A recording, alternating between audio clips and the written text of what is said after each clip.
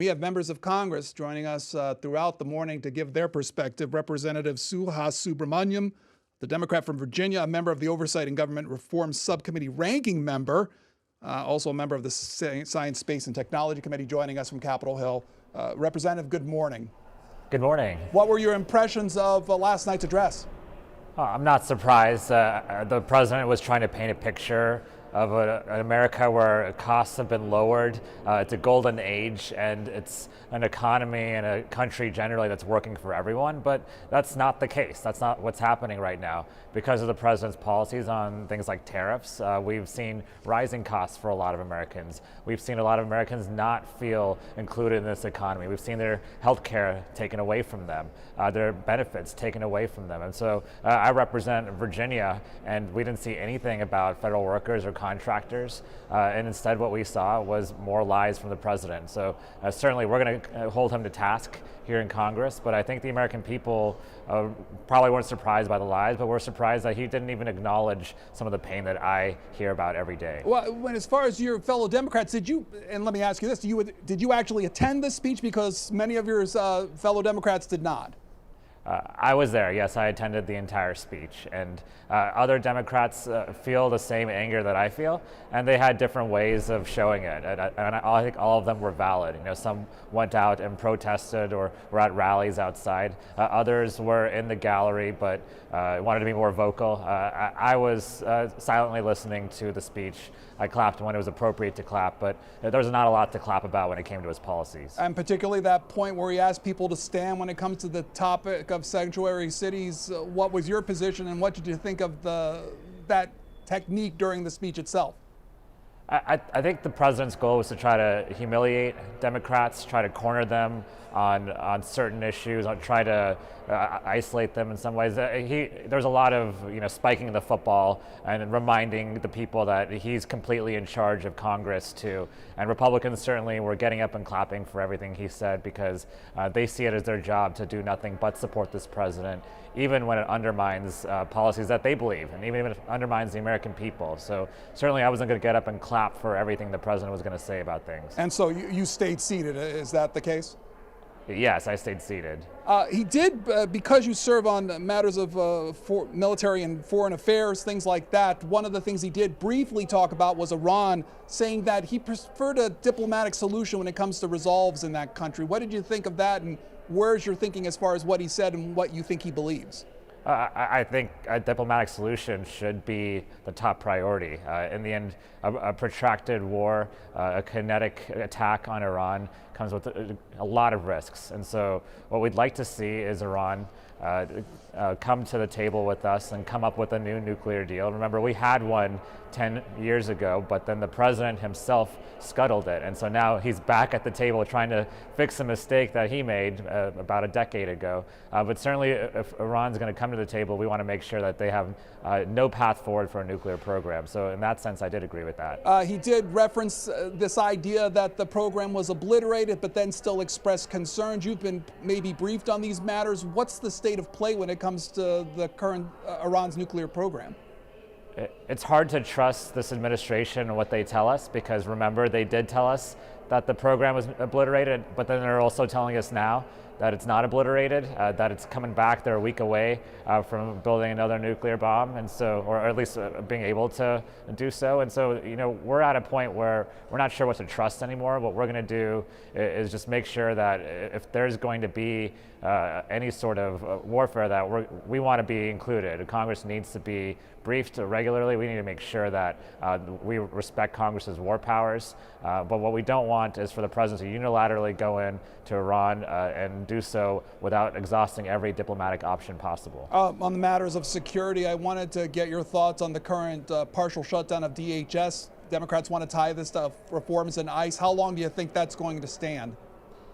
Well, we've been very clear that we just want ICE to operate with the same sort of guidelines and guardrails as normal law enforcement.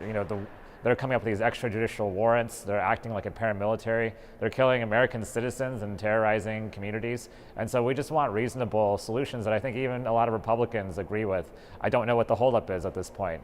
We've been very clear about what we want, and Republicans simply don't want to negotiate with us. What I'd like to see in the interim is us at least fund other parts of DHS like FEMA and TSA. It hurts my constituents in Northern Virginia to have to go without pay and work at those agencies. So at least try to solve part of this while we have the conversation about ICE and their tactics. We had one of your colleagues, Representative Grothman from Wisconsin, on. He serves with you on the Oversight and Government Reform Committee. He's your ranking member. He talked about those upcoming depositions when it comes to President Clinton and Hillary Clinton.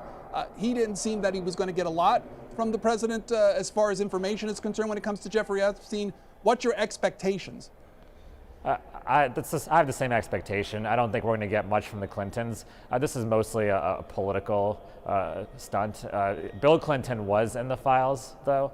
I will say there's a couple pictures with him there, and Epstein did visit the White House, and Clinton did take his plane. I don't think we're going to get much, if anything, from Hillary Clinton, but they have actually wanted a public hearing. They wanted to state their case as to why this is a political attack, and I say let them have that. But we'll do those depositions, but there's many others that we want to do that have been denied, and we certainly want the DOJ to release the 2.5 million files that they're withholding. That's the bottom line. It's hard to do an investigation when the evidence is being covered up by this administration. That deposition reportedly going to take place in Chappaqua, New York. What's the process look like? Can you give us some details of what exactly is going to happen when the depositions do occur?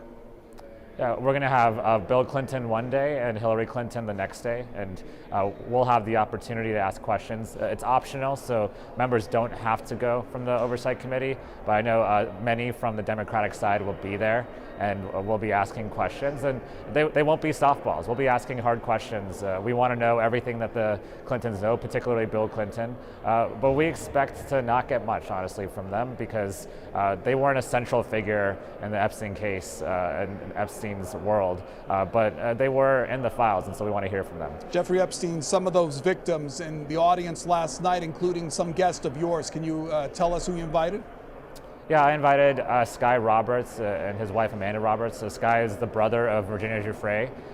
She was one of the most key whistleblowers and wrote a memoir about her time being trafficked by Epstein and Maxwell. And so, Virginia took her own life, unfortunately, and Sky and Amanda are trying to carry on her bravery and courage, and they certainly have. And all the victims who were there last night were very disappointed by what they heard from the president and his lack of acknowledgement that he has covered up this entire investigation despite promising that he wouldn't. So I'm glad they were there. I'm glad they got to see the president, and he certainly didn't acknowledge them, though. I was going to ask if they shared impressions with you about the speech afterward.